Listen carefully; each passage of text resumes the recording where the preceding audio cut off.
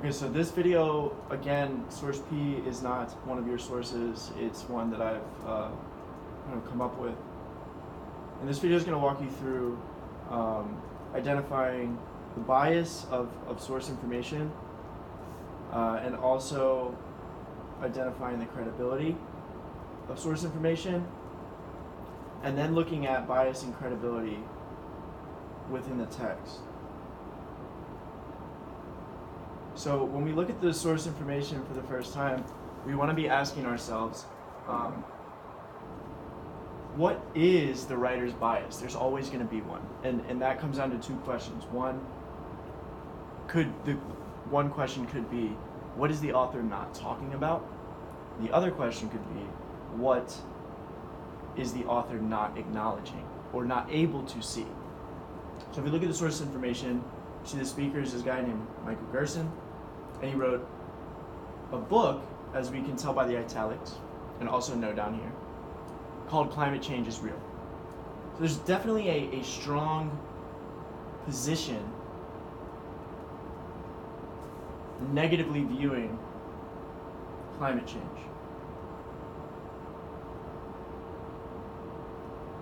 Which means there is a bias in this view.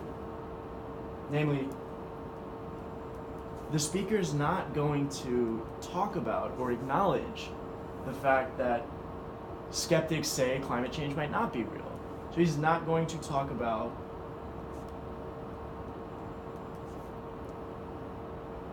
the other side of the climate debate.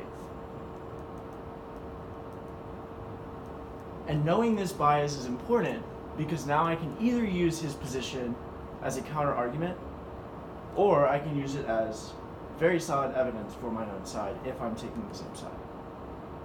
Credibility. Credibility is important, as we're going to see down here, because if a source and the evidence in it is not credible, then we can't use it as evidence. So this writer gets their credibility initially from or through their publication in a credible source. But then, as we look down in the text, we're going to notice something else about credibility. So let's read the first paragraph. Debating the validity of climate change or whether we believe in climate change is a waste of time. The word is. It's kind of puzzling. Debating what to do in response is anything but a waste. The planet is indeed warming, and humans are primarily responsible, and that we are not anywhere near prepared for the dire consequences. So what I'm noticing is, in terms of rhetorical mode, all of this is opinion and reasoning, personal opinion and reasoning. And it's all said in absolutes, as if this is the case and there's no debate about it. The problem is, where's the evidence? And because there's no evidence, we have to say that this text is not credible. We can't believe it. Now, if the author were to add evidence here, then we could believe it. Or if the author were to add evidence down here, we also could believe it. But there is no evidence added. What's coming if we can't or won't change our ways are low-lying island nations disappearing, coastal cities going away, abnormal weather patterns. These are all personal observations that aren't necessarily wrong, but there's no evidence to support them.